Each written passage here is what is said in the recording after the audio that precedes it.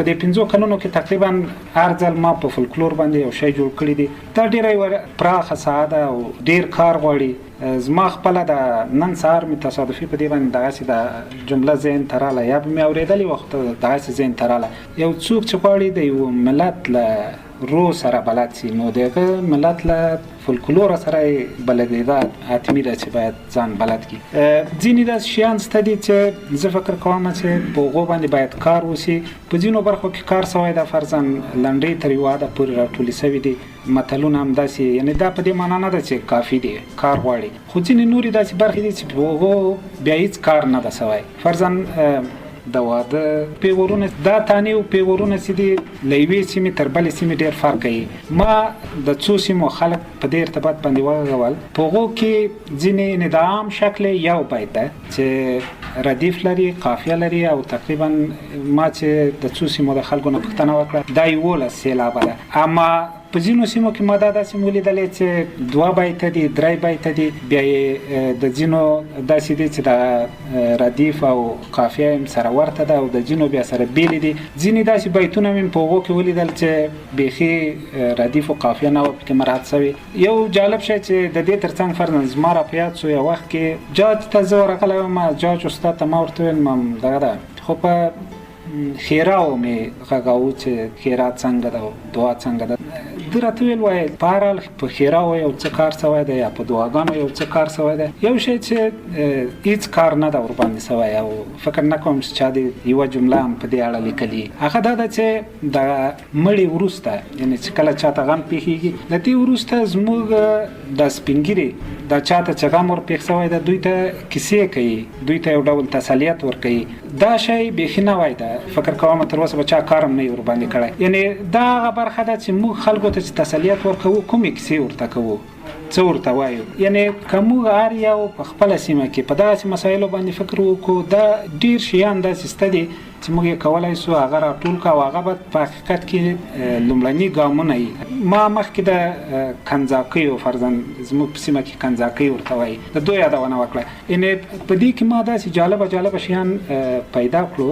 چې ما تر اوسه نه و اورېدلي، او دا د دغو شیانو راټولول د ما په خپل فکر سره، یعنې زه چې شاعري کوم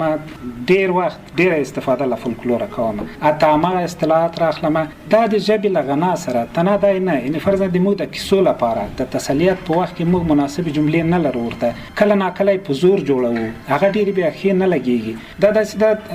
موږ پینې ورلګوو، دا د ما په خیال باندې ډېرې ښې نه ایسي. موږ ډېر مناسب شیان لرو چې هر څوک د خپلې سیمې راټول کړي. د ما په خیال دا به هم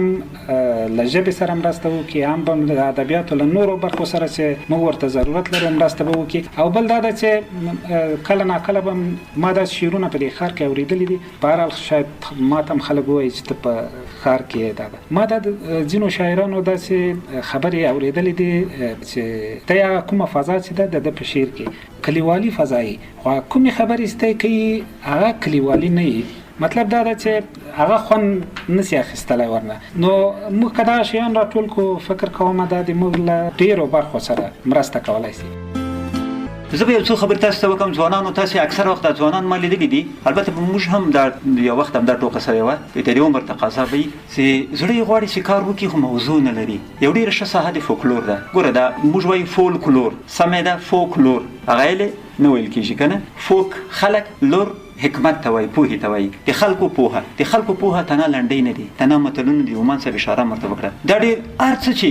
د خلکو په پوهه کې دي او په دې اوسنۍ ساینسي طریقه کې نه دي، په علمي طریقه کې هغه معلومات موږ لرو، هغه په حقیقت کې فولکلور دی. دا اوس ګورئ د مادي فولکلور زه در شم. مادي څه شی دی؟ دغه زه دا اوس هم راتلم چې چلسوتون له خوا نه ایخوا ته تللی وم، یوه زړه قلا وړنګېده په نورو سیمو کې، عجیبې قلاګانې دي، نیمې ړنګې دي نیمې جوړې دي. په دغو قلاګانو تحقیق وکړئ، د دوی اشپزخانه به چېرته وه، برج به څنګه و، د تیرکش به څنګه و، ولې به یې ورکول، قلا به څومره جوړوله، قلا دروازه به څنګه وله، 50,000 نورې قصې دي پکې. تاسې په دې هره قلا باندې باور ولرئ، رساله لیکل کیږي. خو خیر تاسو کاغذ نه کوي په څو قلاګانې ولیکي د خپل سیمه کې په خپل سیمه کې فدان په نرخ کې زړې قلاګانې نه پیژم په سید آباد کې زړې قلاګانې هر چیرته سي است کنه په خپل سیمه کې یو قلا معرفي کوي تاسو دې رنگ یې څنګه ورکاو دا بیا دا پښتنه وکړي چې دوی دا دیوالونو پلانواله څنګه ده دا خټه به ورته څنګه جوړوله ل خبرې نه وای خبرې پیدا کیږي دا ګورې لوی دنیا ده. خوراکونه زه د درې کاله مخې جلال آباد تللی وم د فولکلور سیمینار ولتم بیا ما ورته ملو بابا جلال آباد یو مهم شی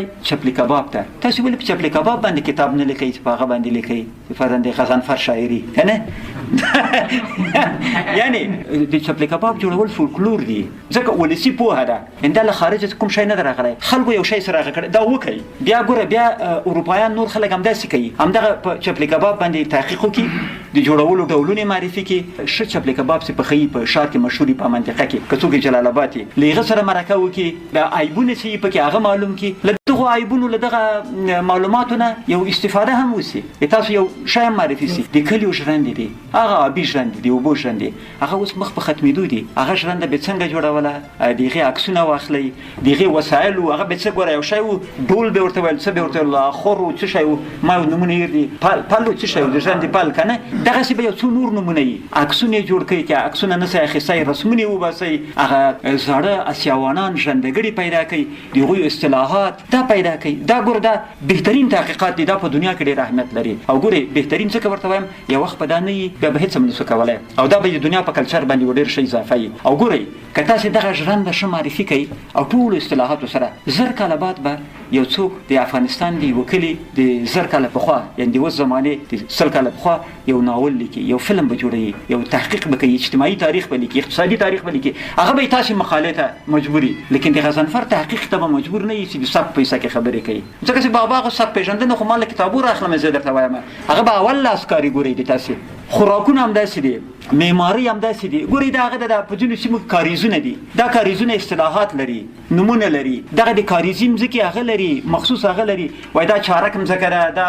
شواروز مځکه ده او بابا دا خو ما ونه پیژندل د غزني خواته وای دا سلیماني کاریز ده دا دیوانو جوړ کړی ده او دا سلطاني ده دا ګوره دا معرفي غواړي تاسو دا کاریزونه سي دي بیا په کاریزونو کې کله کله نوري قصې حتی د یو ځای جوړ کړی چې یو څوک پکې کېناستای سي دغه د اوبو لګولو طریقې د زراعت طریقې د معمارۍ د ولسی معمارۍ طریقې پکتیا خواته غرونه دي دا ونی دي دا د ونو نمونه دا هر یو چې د ګوري فولکلور ده په خپل سیمه کې دا راټول کوي خو البته په ټولولو کې یو کار کوي یو صادق اوسئ یعنی دروغ مه لیکئ یو دومره خبره په دې کې چې خبره اوري کوشش کوي چې هغه اصطلاح عیناً ولیکي او لچانه چې معلومات اخلي دغه نوم لیکي دغه عمر لیکي دغه د سواد کچه لیکي او کټایپ لري نو ډیره خبره ده چې خبرې د سر په ټایپ کې نو د فولکلور ټولونو علم کوم هغه هم نه لري نورې کومې طریقې هم نه لري د لغتونه چې کله نوې لغت واوري په خپل کلو کې پیدا سي کوي چې امي تلفظ لیکي امي په جملو کې استعمالوي هر لغت کوره څو قسمه کې راځي په یو جمله کې یو رقم راځي په بل جمله کې بل رقم راځي نو د ما په خیال باندې ډیره لوی دنیا ده که تاسو غواړئ چې لیکوال سي که غواړئ چې محقق سي